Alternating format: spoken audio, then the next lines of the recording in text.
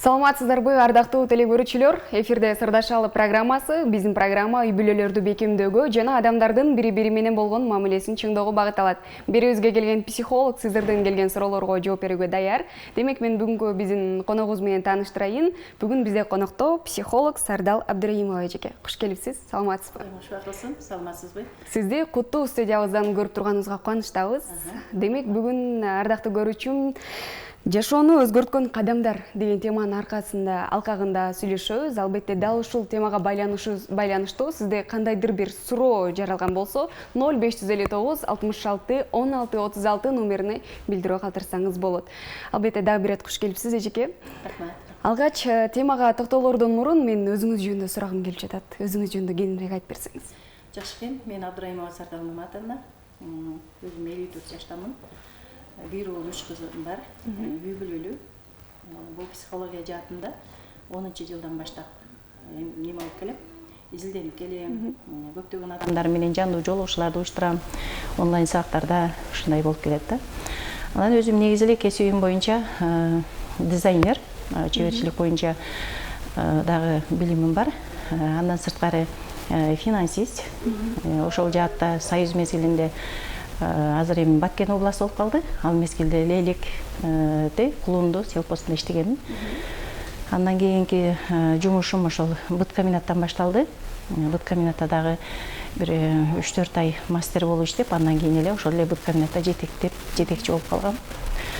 Ошентип турмуш жолуна түштүк. Андан кийин дагы ошол Союз таркап кетти. Анан жеке ишкер болдук. Жеке ишкер айымдардын катарында. Ошол анан ден соолукка байланыштуу кичине изилдөөлөр башталды. Менде алгачкы эми ошол ден соолуктун артынан таптым бул окуу жайлардын баарын.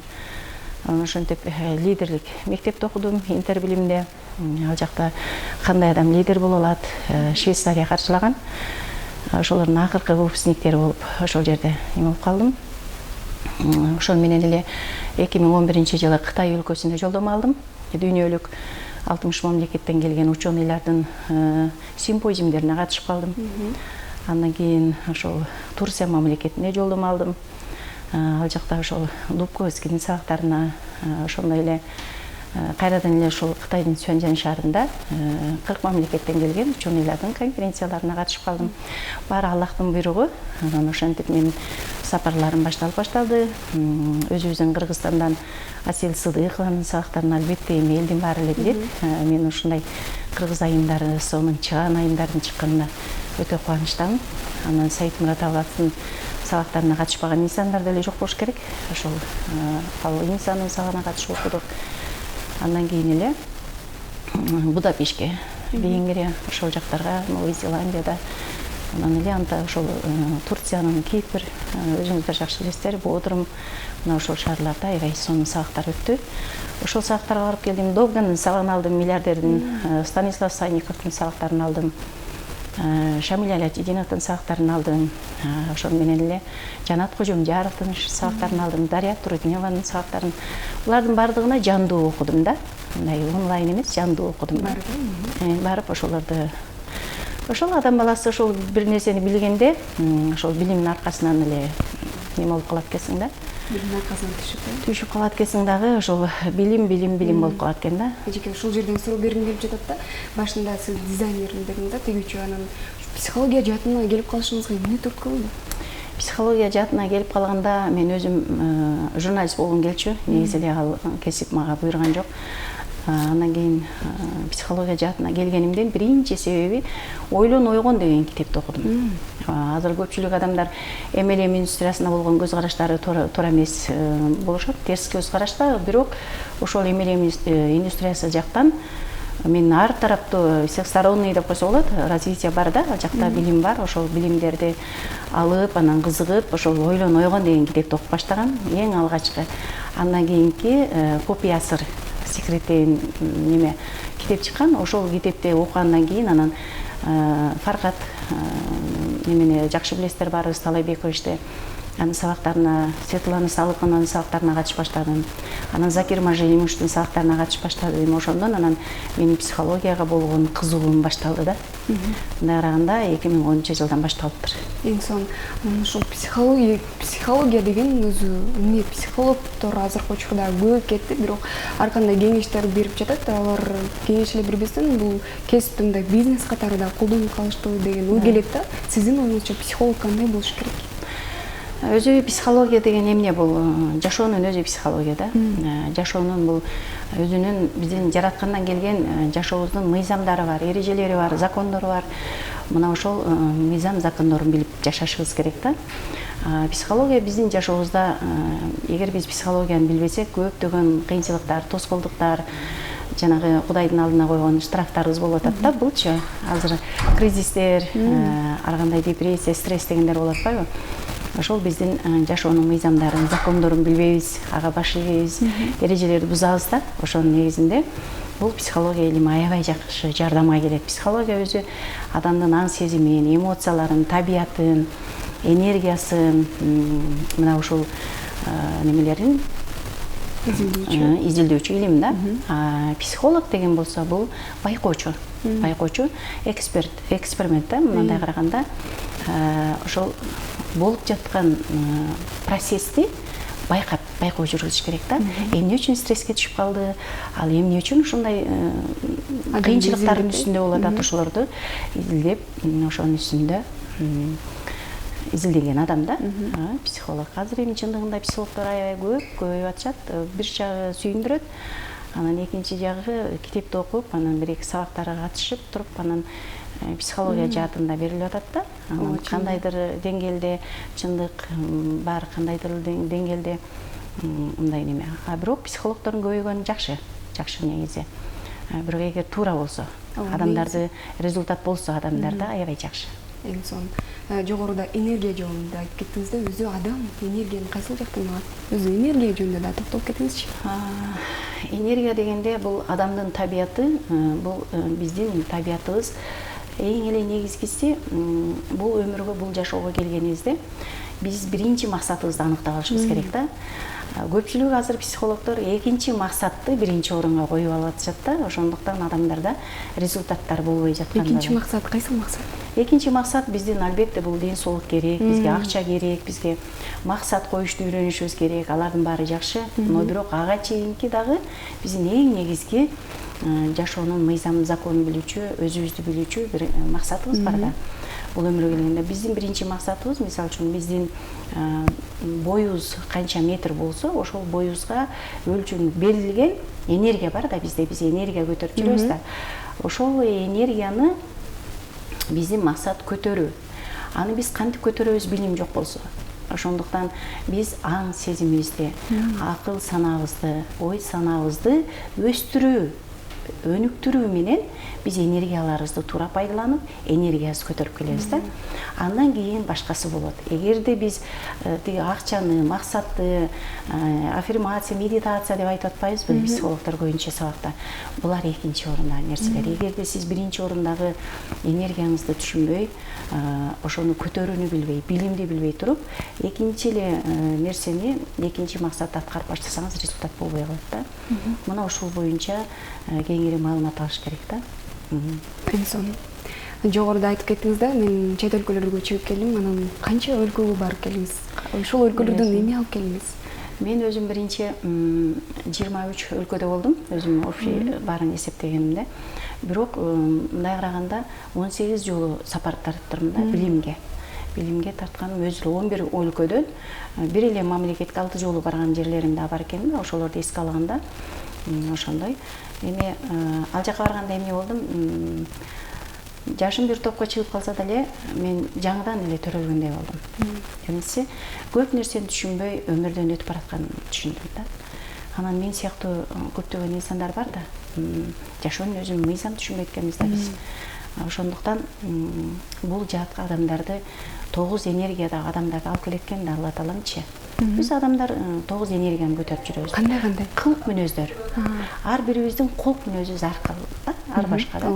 Ошондуктан жараткан Алла Таалам ата энебиздин биригүүсүнөн, сүйүүсүнөн, биригүүсүнөн биз бала наристе жаралды. Бирок ошол наристеге жанды жараткандан келип атпайбы, Аллахтан келип атпайбы? Биздин жаныбыз бир Аллах Таалага аманат да. Ошондуктан биз атабыздыкы да, апабыздыкы да эмеспиз. Болгону биз алардын кызыбыз, биз алардын уулубуз да. Алар биздин апабыз, алар биздин атабыз. Бул жашоодо бири-бирибизге байланып, бул жашоону жакшына өтүш эле. Максат ошол эле, убактылуу жашоодо. Ал негизгиси биз ошол жараткан Алла Таалам бизге жан бергени үчүн биздин атыбыз, жанагы Сардал деген ат, сиздин атыңыз бул биздин жаныбыздын аты да. Анан бул мүчөлөрүбүздүн баардыгы жараткан Алла Таалам бизге белек кылып берген да. Ошондуктан биз бул жашоодо мен эмнени түшүндүм? Биздин бул энергияларыбыз ар кыл мүнөздөгү адамдар жаралат экен да. Атабыз, апабыз бир болгону менен 10 бала төрөсө, 10 баланын кыял жоруктары 10 башка болот атпайбы? Аны биз ата энелерибиз да бул кылык мүнөздөрүбүздү оңдой албайт да. Ата эне болгон жол көрсөтөт, тарбия берет, ичинтет, жегиртет, окутат, үйлөйт, ушул да милдетин аткарат. Негизги биздин өзүбүзгө жараткандан келген кулк мүнөзүбүз менен өзүбүздүн жеке өзүбүзгө энчиленип берген энергияны көтөрүп жүрөбүз да. Ошон үчүн бул энергияларыбызды, өзүбүздү, кулк мүнөздөрүбүздү билип алган болсок, анда аябай жакшы бири-бирибиз менен мамиле жакшы болот да. Түшүнүү болот адамдардын бири-бирине болгон. Мисалы үчүн 9 энергиядагы адамдарды, кулк мүнөздүү адамдар жөнөтүп атпайбы? Биринчи типтеги адамдар булар лидерлик сапаттары күчтүү булардын. Алар жетекчи болуп, башкарганга бир жерде мындай жетектегенге келишет да бул адамдар. Анан ошол эле эркек инсан болсо, мисалы үйүңдө дайым приказ берип, ал мун деп турган адам эркектин, демек анын бизге берип аткан приказдары нары эркек катарында, нары өзүнүн энергиясы менен ошо ааламдан келген өзүнүн эмесин аткарып атат, кулк мүнөзүнчү. Аны аялдар мен айткандай болсун десе, эч качан эме элестетиң, жетекчилерге кол алдында иштегендердин эч кандай приказ өтпөйт да. Ошон үчүн ал жетекчи, ал ошондой адамдарыбыз бар. Экинчи типтеги адамдарыбыз өтө жумшак адамдар болот. Мисалы өмүрлүк жолдошуңуз аябай жумшак болсо сизге жакпашы мүмкүн. Бирок Аллах Тааладан ошол кулк мүнөз келип атпайбы? Ал ууну жакшы көрөт, адамдар менен мамиле кылууну жакшы көрөт. Аны сиз укпай койсоңуз, ал менен сүйлөшпөй койсоңуз, ал сизге таарынат. Турмушта ошондой келишпестиктер пайда болуп берет да. Анан үчүнчү типтеги адамдар булар билим издеп эле жүрө беришет, ал мага окшогон адамдар.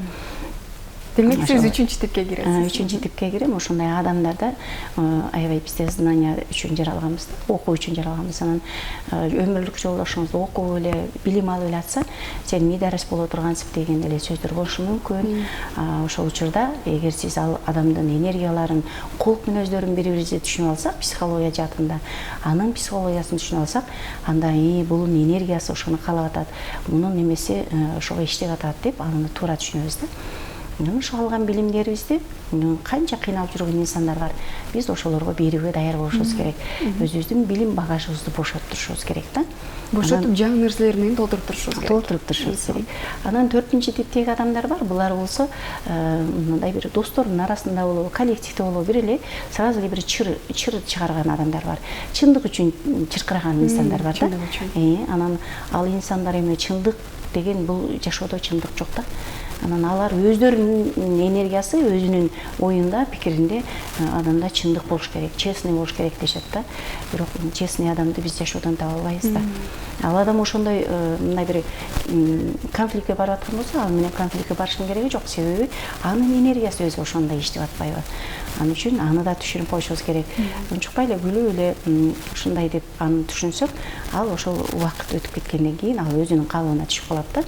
Ушундай нерселерден үй бүлөлүк келишпестиктер, ажырашуулар, туугандардын ортосунда ажырашуулар болот. Балдардын, бир туугандардын, коллективдин, достордун арасында келишпестиктер болуп калат да. Анан 5-нчи типтеги адамдар булар жашоодо бир нерсени көбөйтүш үчүн келишет да. Бизнеске аябай жакшы адамдар болушат. Алардын колу аябай бизнеске жакшы көбөйтүп келишет да. Бардык адамдар менен бизнес бар тараптан түшүнүшөт. Кайсыл тараптан, айыл чарбасыбы же башка бардык тараптан бизнес жаатын түшүнгөн инсандар.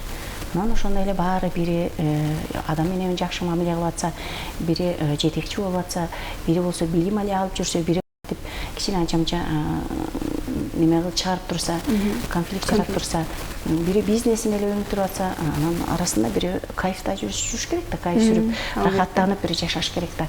Анан 6 типтеги адамдар бул Кудай сүйүп, Кудай ал адамдарды ушундай бир ал адамдар бул жашоого аз келишет, ал өмүргө даанышман адамдар, негизи даанышман адамдар. Бул адамдарды түшүнүшүбүз керек да. Анан 7 типтеги адамдар келет. Буларды генийлер да. Булар өтө акылдуу, өтө гений адамдар.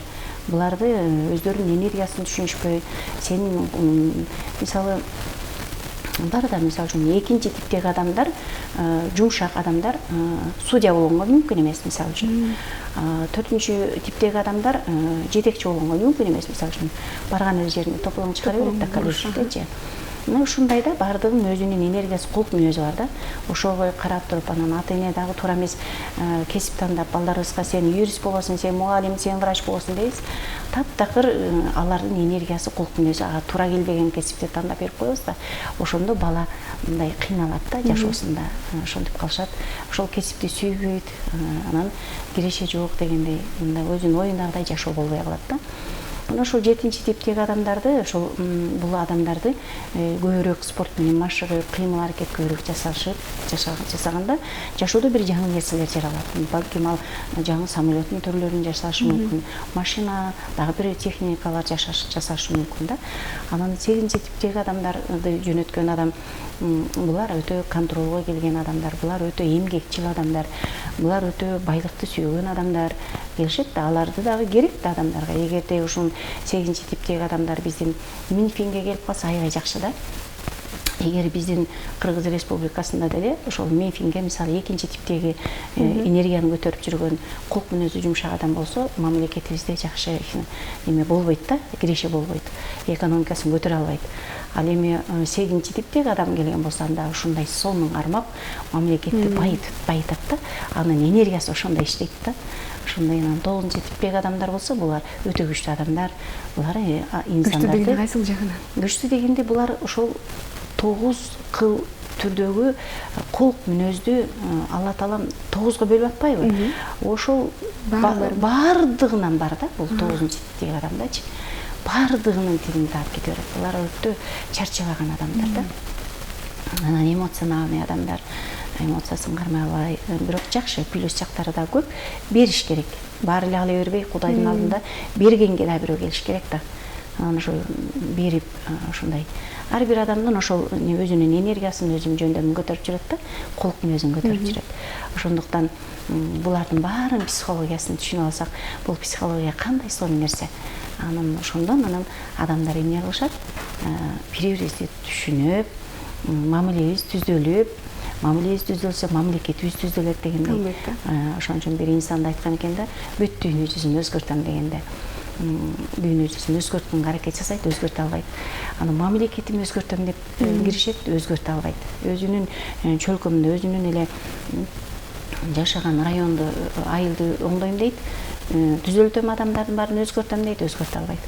Анан үй бүлөмдү өзгөртөм дейт, өзгөртө албайт. Акырынан өзүнө келип, өзүн түшүнүп, өзүнүн кулк мүнөзүн түшүнүп, өзүн өзгөрткөндөн кийин үй бүлө өзгөргөн да, анан айыл аймак өзгөргөн, анан район, анан мамлекет өзгөргөн. Ошондуктан биз мамлекетибизге чоң салымдарды салышыбыз керек. Азыр ошол 6 типтеги адамга биздин Садыр Жапаров да кирет.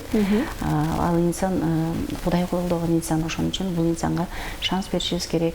Сүйүү менен, жылуу мамиле менен кичине турсак, бул кишини Кудай колдойт. Кудай буйрса, мамлекетибиз жакшы жакка бурулат да. Эң сонун эжеке 9 типти айтып кеттиңиз да, ошол кээ бир адамдар өзүнүн кулк мүнөзүн түшүнбөйт да, түшүнбөй келишет. Ошол өзүбүздүн тибибизди табыш үчүн атайын практикалык тесттер барбы? Эми бул боюнча бизде жандуу сабактар башталат. Мына Кудай буйрса эртең күнү биз 12 февралда менин жандуу сабактарым, онлайн сабактарым башталып турат. Ошол жерге баштадык. Мына 23-жылы мен ушул сабактарды психология жаатында иштейин деп алгачкы кадамдарын баштадым. Себеби көптөгөн кыз келиндердин суроолору боюнча, алардын кайрылуулары боюнча макул мен ошол өзүмдүн билимимди берейин деп чечтим да. Көбүнчө кандай кайрылуу, кандай көйгөй менен сизге кайрылышат? Менде психология жаатында ушундай стресске кирип кеткендер көбүнчө, депрессияга кирип кеткендер кайрылышат, үй бүлөлүүдө келишпестиктер кайрылышат, балдары менен келишпестиктер кайрылышат, бакыт таба албай аткандар кайрылышат, баардык байлыктары бар, бирок жан дүйнөсү тынч эмес адамдар кайрылышат да. Ошон үчүн бул ал адамдарга билим керек деген. Мисалы, аябай колунда бар аялдар бар, кайрылышкандар. Бирок мен өзүм ушунчалык машина бар, үй бар, бар жок бар, байлык бар, бирок мен бактысызмын дейт да. Көрсө, бакыт деген өзү эмне? Бакыт деген эмне өзү? Бакыт деген бул жан дүйнөнүн тынчтыгы да. Бакыт деген жан дүйнөнүн тынчтыгы. Эгерде билим менен бакытты салыштырганда, билим жогору турат да. Бакыттан билим жогору турат. Эгерде машина бар жок байлыктар болсо дагы, анын жан дүйнөсүндө тынчтык болбосо, ал бакыт эмес да. Ошондуктан анын жан дүйнөсүнө тынчтык алып келиш үчүн билим болуш керек да. Билим болгондо анын жан дүйнөсүндө тынчтык орнойт. Ошол билимдин негизинде бактылуулукту ал табат да.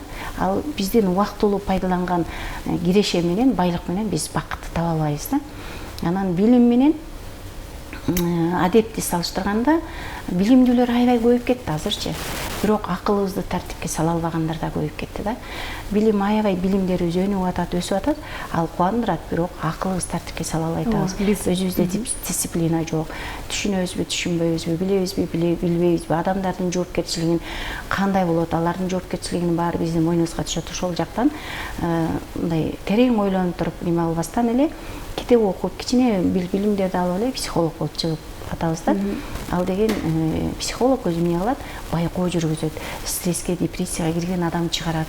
Эмнеден ооруп калган адамды эксперимент жүргүзөт, байкайт, ал менен сүйлөшүп отурат. Аны табыш керек да.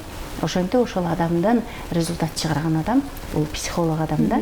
Анан ушундай инсандар көбүрөөк жолугушушат. Мага анын мен ушул билимди алыш керек, кандай билим алыш керек, мынандай билим алыш керек. Аларга жол көрсөтүп бергенден кийин алардын жан дүйнөсүнө тынчтык пайда болот дагы.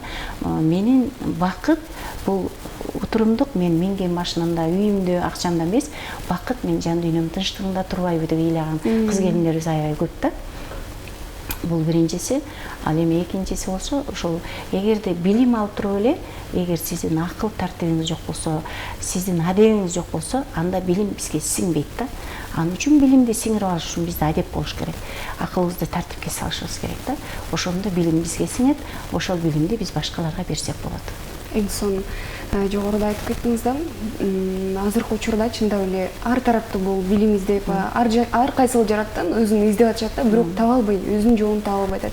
Ошолорго кандай кеңеш бересиз? Өзүңүздүн жолуңузду негизи сиз таба алдыңызбы? Ооба, мен таптым. Кудай буйрса дагы табам. Аллахым билгенибизден билелегибиз көп дейт го. Эми Кудайым канча өмүр берет, өмүр жашыбыз өткөн жокты, окуучу болгонго даярмын да.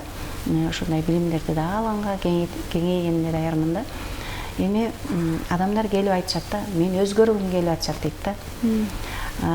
Ошону бир аз туура эмес айтышат. Көп сабактарга катышат да, мен 100% өзгөрдүм деп айтышат да, результатка келгенде. Бирок бул адам, мисалы мен кандай болсо, мисалы үчүн кара тору адамды ак саргылы кылып өзгөртө албайбыз. Ал кандай болсо, бою кандай, ошол боюнча эле калат, өзгөрбөйт. Болгону анын ааламга болгон, жашоого болгон көз карашы гана өзгөрөт. Ал адам өзү өзгөрбөйт. Анын акылы өсөт. Акылым өстү, аң сезимим өстү, өстүм деген туура да. Ана мен өзгөрдүм десе, анда ал кайсыл жака өзгөрүп атат. Ошон үчүн жакшы жака, жакшы туура жагын алып койсок болот, бирок негизде туура сөз, жашоого болгон көз карашым өзгөрдү. Биз кандай болсок ошол боюнча эле кетебиз. Өң түсүбүз өзгөрүлбөйт эч качан, боюбуз да өзгөрүлбөйт. Болгон кичинекей адам узун болуп калбайт, узун адам кичинекей болуп калбайт да. Болгону ошондо акылды, аң сезимди өстүрүшүбүз керек. Биз ошого келгенбиз да. Анан мен дагы ошол дүйнөлүк немелерден алган сабактарымдан айта кетейин. Жараткан Алла Таалам бул жашоого 100% кылдырган жандыктарды бүтүн биздин инсандарды, адамдарды жаратып атпайбы? Мына адамдардын 2%-ын природный патология деп коет да, медицина тилинде. Жана бир мүчөсү кем адамдар. Же тили неме да, дудук балдарыбыз бар, кулагы укпагандарыбыз бар, же колу буту бир мүчөсү кемдер бар да. Мүмкүнчүлүгү чектелгендер бар. Ал эми 98%-ын Алла Таалам гений кылып жаратат экен да. Азыр ошол жолумду таппай атам дегендерге мен ушул менен жооп берейин деп атам да. Бул дагы өтө миллиардердин обучениясынан алган, муну миллионер берген да бул сабакты. Анан ошол дүйнөлүк деңгээлдеги инсан, бул инсан эмнени айтып атат? 98% генийлер келет экен бул өмүргө. Бирок муну эксперимент жүргүзүшөт. Муну алымдар, окумуштуулар эксперимент жүргүзүшөт да. Төрөлгөндөн баштап 5 жашка чейин изилдөө иштери жүргөндө, төрөлгөндөн 5 жашка чейин биз ошол 98% генийдин 76%-ын калтырат экенбиз да. Аны деле угуп атат, аныкы деле туура, муну деле угуп атат, мунукы деле туура. Бул сабактардын баары утурумдук эле мотивационный сабактар болуп калды да. Ал мотивационный сабактар 15 күнгө чейин эле жетет. Ошол менен жашайбыз, сонун болуп, анан өчөбүз да. Аны өчүрбөш үчүн өзүбүздүн внутренний ичибиздеги энергиябызды, внутренний ичибиздеги мотивацияларыбызды көтөрүшүбүз керек. Ошондо гана 40 минутада ошол 8 техника плюс 2 техника кошулду, 10 техника менен ушундай 10 эң сонун обучение менен ушул 40 минутада максатыбызга жете турган кыска жолду бизге таап берди. Ушул жолдорду пайдаланып мен дагы кризиске түшкөнмүн, элдер катарында эле стресс, депрессияда жүрдүм. Ошол билимдер жардам берип, мен 2 жылда кайра мурдагы жашоомдон дагы сонун жашоону Алла Таалам мага насип кылып куткылды да. Кудайга миң мертебе шүгүр келтирем. Ошол өлкөлөргө мага жол ачканына шүгүр келтирем. Не бир адамдар барам дейт, максатына жетип бара албайт, бирок оюңда жок, түшүңдө жок жерден ошондой жактарга жол ачып берген Аллах Таалага чексиз ыраазычылыктар да. Инсон ушул эжеке, сиз чөт өлкөгө чыгып элекten алдыңкы Сардал эжеке менен чыгып келгендеги Сардал эжеке менен айырмачылыктарын айтып бериңизчи. Айырмачылыгым менин эмоциональный болчумун. Бирөө бир нерсени айтып туура эмес айтып койсо, ачуум келип кетчү. Анан сразу эле ачуум келип, анан жок андай эмес деп мындай конфликтке көбүрөөк барчумун да. Туура эмес сөз сүйлөгөн болчу, андай эмес, ал туура эмес, мындай туура, меники туура деген нерселер койчу да. Өзүмкүн туурага койчумун. Мына ушулардын баардыгын бул ката экенин түшүндүм. Мурдагы Сардалдын энергиясын туура эмес жактарга иштетчүмүн. Азыр Сардал өзүнө иштетет. Азыр энергиянын баары өзүмө. Бул менин эртеңки өмүр жашым 70 жаш береби, Кудай куткылса 80 жаш береби. Ошол учурда бул энергиялар мага керек. Бул Сардалдын жаны мага керек. Сардалдын жаны мен бирөөлөрдүн сөзүн угуп, бирөөлөрдүн турмуштарына киришип, башка бирөөлөрдү обсуждение кылганга менин акым жок. Мен энергиямды өзүмө пайдаланып, өзүмдү өстүргөнгө пайдаланып, бактылуу жашап бул өмүрдөн өтүү. Анан ар бирибиз өзүбүздүн жашообузду жашашыбыз керек да. Анан Аллах жараткан пенде да. Кимди жаратпасын, Кудай жаратты. Мен башта баягы ыстык салып келгенде өлү туугандарыбызды аябай жаман көрчүм. Азыр аларды деле мындай көңүлүм неме да, мындай жакшынакай эле көрүнүп калышты азыр делечи. Ушундай ошол миллиардерлердин обучениясына барганда ошол көзү жок инсандар, вообще тубаса көзү жок инсандар чыкты да. Миллионерлер экен, заводдору, фабрикалары бар экен. Ошолор немеге чыкканда, сен жаратканга, эми создатель да, жаратканга нааразысыңбы деп атат да, дегенде нааразы эмесмин дейт. Ошол эки көзү азиз болуп турса дагы, тубаса ошондой экен. Болгону менин арманым бар деп атат да. Ааламды өз көзүм менен көрсөм кандай жакшы деп. Ошол мезгилде менин жан дүйнөмдө толкундоо, ыйлоо башталды да. А мен кээде апама деле кээ бир жерлериме ошибкаларымды көрүп, могул жери мындай болуп калса жакшы болмок, могул жери мындай болуп калса жакшы болмок деп, ошол күнү мен өзүмдү сүйүп баштадым. Ошол сабакта мен өзүмдү сүйдүм. Ошо буту жокторду алып келди, коляска менен бирөөлөр алып келди. Ал деле дүйнөнү багындырган миллионерлер экен. Колу жоктор деле миллионерлер бар экен. Алар Кудайга аябай ыраазы. болгону арманы ошол буту болсо, колу болсо, өзүмдүн денемде, өзүмдүн акча, адамдар менен кошо учурашып, өзүм колум менен жетим адамдардын пешенесин сылап деген, өзүмдүн денемди өзүм жууп тарап, өзүмө өзүм тамак жасап дегендей армандар бар экен да. Ошолорду көрүп келгенден кийин өзүмдү 100% сүйүп, Кудайды 100% сүйүп баштадым да. Жараткан Алла Таалам мага ушундай алсанын аман кылып, ушундай бир өң келбетти, ушундай бир акылды, ушундай бир мамлекетти көрсөткөнгө теги Кудай мени ар тараптан сүйөрүн, башка жактан мага мээрими бар экенин түшүндүм да. Ошондон кийин азыр ар бир инсандарга айтам, бул утурумдук жоготкон кризистериңерге, акчаларыңарга өкүнбөгүлө. Эң негизги сиз байлык сиз барсыз да. Адам жоготуп койсок, ал банкрот, ата жоготуу, бир тууган жоготуу, бала жоготуу, өмүрлүк жолдош жоготкон чыныгы кризис да, чыныгы банкрот ошол. Ал мындай нерсе, утурумдук нерсе өтүп кетет, бул Кудайдын сыноосу. Жашоонун сырлары аябай кеңири. Айта берсек түбүнө жетпейбиз, бирок маалыматтар өзүмө жетишерлик бар. Кудай буйрса, кийинки жолдорунда дагы бул боюнча кеңири токтолорбуз. Инсан жогоруда айтып кеттиңиз да, эмоцияга көп алдырат элем депчи. Кандай адамдар эмоцияга көп алдырат? Эми эмоцияны мен биринчи түшүнүш керек. Эмоция деген өзү эмне, ошону түшүнүш керек. Эмоция деген бул жараткандан келген да. Эмоция бул бизге жараткандан келген сезим. Бул биздин денебизде эмес. Бул биздин акылыбызда. Караңыз, эмоция жараткандан келген. Биздин акылыбызды, биздин ойлорубузду, ой саналарыбызды буну тербелте турган, тербелтет. Ошол тербелтүүгө келген күч. Биздин акылга салабыз да. Сразу көрөбүз, угабыз, акылга салабыз. Оюбуз менен эмоция биздин оюбузда жашайт да. Ошол оюбузду термелтет. Ошол учурда анан ачууланып, бирөөлөргө залал жеткизип коюшу мүмкүн. Эми бардык адамдардын жүрөгү хрустальный жүрөк дейм. Ал сынып калгандан кийин аны түзөш, аны жараканы бүтөш кыйын го. Ал адамга ошондой мезгилде андан алыс болгонго аракет кылса болот да. Мен ошондо түшүндүм, ал эмоция менин оюма келген неме экен, мындай сыноо экен да. Сен эмоцияң текшерип келет экен, акылыңды, анан ошондон анан акылды иштетип, билимди иштетип, анан сабырга келүүнү түшүндүрөт экен да. Качан адам өзүн түшүнгөндө, эмоциянын экенин түшүнгөндө, адам өзүн түшүнөт экен. Өзүн түшүнгөн адам бирөөнү да түшүнө алат экен, башкалар да түшүнө алат экен. А эгерде ошол адам эмоциясын кармай алат, башкара алат да. Мен качан ошол билимди алып, эмоция менин акылымда, менин ойлорумда жүргөнүн сезип калгандан кийин, ошо акылга салып, анан өзүм токтотконду үйрөндүм да. Мына көпчүлүк адам эмоциясын кармай албаган адамдар, алар өздөрүн түшүнбөйт. Эмоция деген эмне экенин түшүнө элек да. Негизи эмоциянын тамырын түшүнө элек да. Өзүн түшүнбөгөн адам башканы кандай түшүнөт? Анан конфликттер жаралат да. Ал өзүнө болгон мамилеси болбой атпайбы? Ал өзүнүн эмоциясын кармай албай атат. Ал эмоция менен өзүнө гана залал жеткизип атат. Мисалы үчүн, бизге 7-8 герц берген да. Биз ошол вибрацияны кармап жүрөбүз, энергия толкундарыбыз. Эгерде биз капа болуп, эмоциябызды кармай албай, ачууланып аткан болгондо, биздин герц -2-ге түшүп кетет да, энергиябыз. Ошол учурда түшүп кеткенден кийин жүрөк жабырканат. Баш ооруйт, ушинтип ден соолукка залал жеткизип отурабыз да. Ал эми ошол учурда биз ыраазы болуп, токтото билип, өзүбүздү акылга жакшынакай болуп, таза абага, жаратылышка суу ичип, өзүбүздү бир алаксытып, кичине тынып, ошол учурда тындырып да, сабырга келип, өзүбүздү кичине сабырга келип тыңдана түшсөк, ошондо баары жайына түшүп калат дагы. Анан акырындык менен эме кылат. Бул боюнча билим албаса кыйын. Билим алыш керек.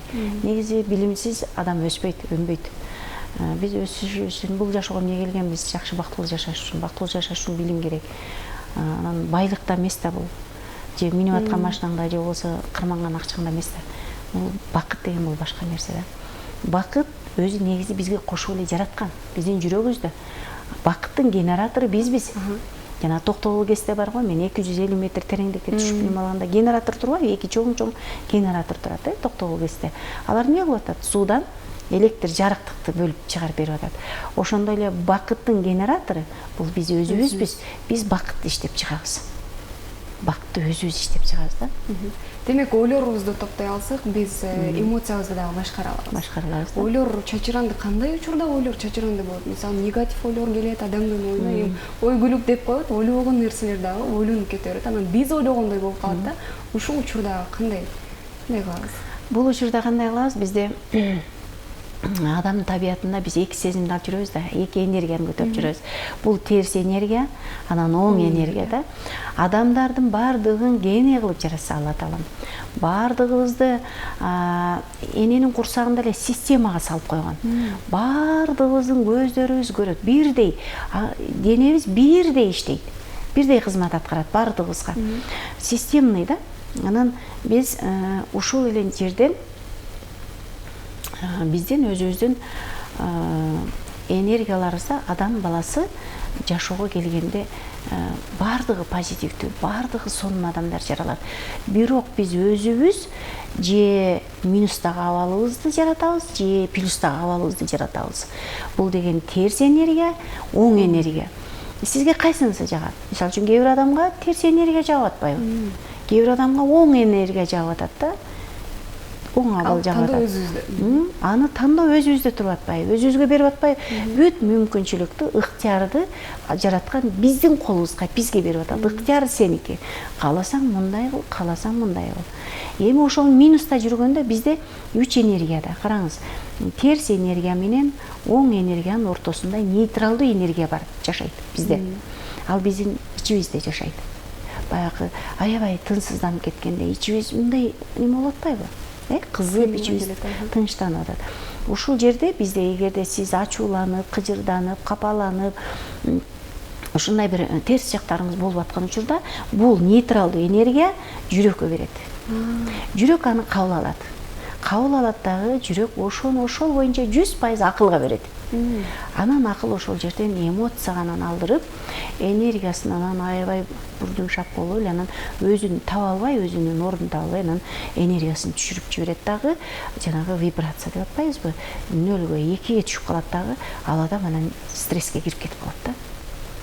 Бат кирип кетип. Ал эгерде сиздин мындай бир сүйүү менен, жылуу мамиле менен, кубануу менен, анан мамлекеттерге барып, же өзүңүздүн эле Кыргызстанда жаратылышка, бийик тоолорубузга, туп-тунук сууларыбызга, жакшы адамдардын жакшы жактарын көрүп, суктанып, ушундай бир таңдануу болгондо, анда сиздин бул таңданып атат деп биздин нейтралдуу энергиябыз биздин жүрөккө берет.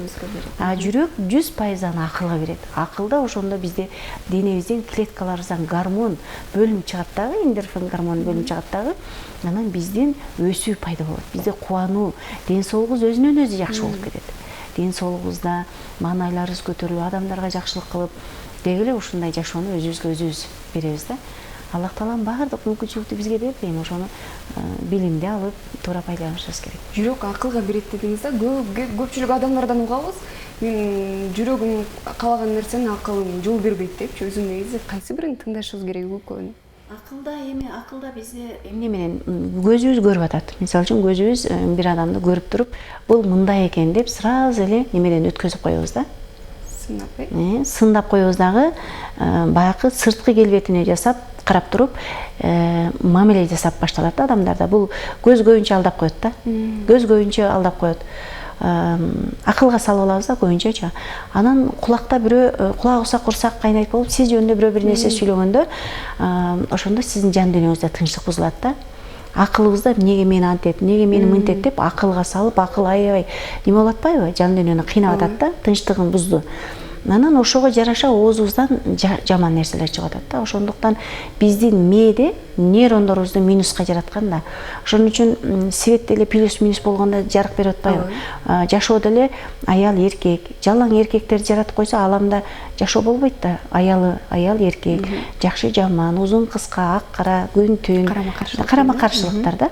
Ошон үчүн бул өмүрдө дагы бизде ошондой неменибизден, аң сезимибизди, биздин сезимдерибизден мына караңыз, нейрондорубузду бизде минус кылып жараткан да, жараткан. А биздин көзүбүздө ошон үчүн эмне алган? Көзүбүздө бирөөнүн жалаң жаман жактарын көргөн болсок, минус менен минус дал келбейт да. Аны үчүн экөөнү дал келтириш үчүн биз оюбузду ишке ашырыш үчүн жакшы нерсени көргөндө гана нейронубуздун минусу менен бул плюсубуз биригет да. биригет. Ошондо жакшы нерсени уксак, бирөөлөр бир нерсени сүйлөп атканда алыс качышыбыз керек. Бизге кереги жок нерседен. Жакшы нерсени укканда нейрондогу минус экөө биригет дагы жашоодо жакшы нерсе, сиздин нелериңиз жакшы болуп баштайт да, Кудайга жагымдуу жакшы нерселер. Эми ошол минус нерселерден биз айтып атпайбызбы, нейтралдуу энергия бул жүрөккө берип, жүрөктөн акылга берет деп атпайбыз. Ошол мезгилде биз жараткандан алыстап кетебиз. Жараткандан такыр алыстап кетебиз. Ал эгерде биз нейтралдуу энергиябыз биздин кубанууну, сүйүнүүнү, таңданууну, бир жакшы нерселерди бергенде, аны акылга кетип атпайбы? Жүрөктөн акылыбызга берилгенде, мээге ал мезгилде жаратканга биз жакындап атабыз. Ошон үчүн биздин максат эмне? Жаратканды таануу, жаратканга жакындоо. Анан эми ким кылып атат? Кимдин жашоосу эмне болуп аткан болсо, ал өзүнө гана баалык. Ал атасынан, күнөөнү апасынан, жолдошунан же балдарынан эмес, күнөө өзүндө. Күнөө өзүндө. Баарыбыздын өзүбүздө. Кимдин тагдырында эмне болуп аткан болсо, ошонун баардыгы өзүндө. Качан адам сабырга келет? Качан адам бакытты билет? Качан адам акылга келет? Качан гана тагдырына баш ийгенде, менин тагдырыма келди, менин тагдырыма жазылган деп буйруган, тагдырга буйруган баш ийип кабыл алып, анан чын жүрөгүм менен моюн сунуп, ошого өзүнүн кетирген каталарына моюн сунганда гана, ошондо гана бизде тынчтык, ошондо гана бакыт жаралат. Адам бир жолу ката кетиргенден кийин жеке кайра ошол аракетин токтотуп коет экен да, мен коркуу сезим пайда болот экен, кайра аракеттенбей таштап коет экен, ошол ишти баштабай, мүмкүн ошол дагы ката кетирип дагы жеткенге болот да, ошол коркууну кантип жок кылсак болот? Коркуу деген өзү негизи жок нерсе да. Ушул боюнча бир нерсени айтып берейин сизге. Арыстанын баласы адашат да. Арыстанын баласы адашып калып, койлорго кошулуп калат экен. Койлор менен чоңоюп калат. Кой үрксө кошо үркөт, маараса кошо маарайт, куйругун кырчып алып жүгүрөт. Анан ошентип арыстандын бир күн чоң арыстан көрүп калат, кара арыстан көрүп калат, кой менен жүргөн. Анан койлор тиги арыстанды көргөндө чочойт да, чочуп үркүп маарап качканда, тиги арыстандын баласы да койлордон жаш болот, бирок койлордон бийигирээк болот. Ал да кошо качат. Качканда арыстан бул жакта туруп аябай таң калат. Анан аркасынан кууп жетип, арыстандын баласына жетет да, сен арыстансың дейт да. Сен эң бир айбаттуу жаныбардын эң бир айбаттуусусуң. Сен койлорго окшоп маарап, качып, үркүп жүрөсүң дейт да. Дегенде ал баягы арыстан барып кармаган, ал дагы чочуп качып кетип атпайбы? Коркупчу. Анан тиги койдун абалына түшүп калганын көрөт да, коркуу сезим менен. Койдун коркок да. Анан жанагы арыстанды жетелеп алып, анан тоннук сууга алып барат дагы көлдөн, анан сен ушул жерден карачы өзүңдү дейт да. Ошол жерге келип, арыстан баягы сууга жетелеп ортосунун чекесинен алып келип, анан караганда суудан арыстан өзүн көргөндө аябай чоң жүндүү башты көргөндө, анан ошол жерден күркүрөп жиберет арыстан. Күркүрөп жүрүп, анан өзүнүн арыстан экенин мойнуна алат да. Ошондуктан азыр биз коркуу деген нерсе жок, табигаттан жашоодон эле бир эле кадам таштап алып коркуп, экинчи жашоо болбой тургандай болбош керек. Бул жүрөгүбүз өдө төмөн, ылдый жогору болуп согуп атпайбы? Жашоо да ошондой. Жүрөк эгерде мындай өдө ылдый болуп сокпогондо, бул жашоонун бүтү дегени. Ошон үчүн жүрөк өдө согот, жакшы деген сөз. Бирде бар болосуң, бирде жок болосуң, бирде жакшы, мындай кандай десем, ийгилик болот, бирде ийгиликсиздик болот, ушундай нерсе да. Бул просто жашоодо болуп тура турган нерсе деп эле просто эле кабыл алыш керек да. Анан коркуу менен иштей турган аябай сонун методикалар бар. Ошол 10 методика ошонун ичинде камтылат. Жакшы, менде ушундай жакынкы күндөрдө эле бир кыз болду. Мындай таблетка антибиотиктерди колдонуп салып ичип алган кызды асынып алганга, өзүнө неме да өзүнө мындай залал жеткизгенге кол салганга аракет кылган кызды немеде психбольницага жаткызышыптыр, көп жактарга апарыптыр, 1,5 жыл 2 жыл убакыт өтүп кетиптир. Ошону ата-энеси алып келди, кайрылышты. Ошентип сүйлөшүп отурдук, анан эмне себептен ошого барды. Анан кийинки сабакта ата-энелери жок эле, өзү эле келди. Эми жеке жолугушуп алды да. Ошондо анан кийин ал коркуп калыптыр.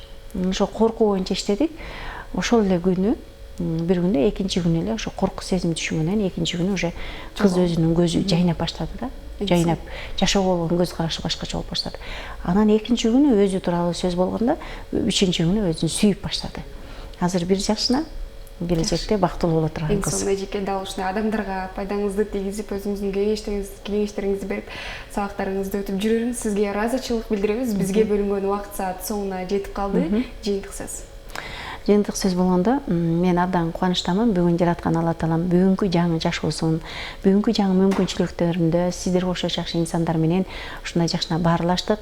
Мен элиме арнайт элем, кыз келиндерге бул психология жаатында окуп билип, билим алып, биз аялдар бардык жашоодо аялдар эң негизги ролдо биз турабыз да. Баланы тарбиялоодо, үй бүлөлүктө, коомдо биздин ордубуз аябай чоң.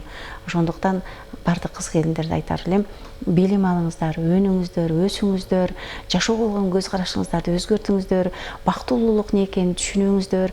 Бул убактылуу өмүрдө бактылуу жашап өткөнгө эмне жетсин. Жакынкы күндөрдө 12 февралда менин сабактарым башталат. 1 айлык сабагым. Баасын азыр кыз келиндердин суроолору боюнча айыл жеринде үйдө отурган кыз келиндерге 1000 сомдон койдук. Арзандатуу болду. Өзү негизи бул 5000 сомдук сабактар болчу. 10 күндө 5000 сом окутат элек. Ошону 1 айга жалпы кыз келиндерибизге чексиз, чек койбой, чек дегенде сен мага мындай кылсаң мен сага мынча сабак берем деген эмес. Мен ошол шартсыз, милдетсиз, шартсыз Кудайдын алдында ушундай бир кыз келиндерге жардамым болсун деп сонун сабактарды уюштуруп атабыз. Жетишип калса болот. Андай элдин баарына бакыт каалайм. Сизге дагы ыраазычылык билдиребиз. Алтындай болгон убактыңызды бизге бөлүп бергениңиз үчүн рахмат. Бактылуу жашоо каалайбыз сизге дагы. Ардактуу көрүүчү, кийинки Сырдаш программасынан амандашка чейин сак саламатта аман туруңуздар.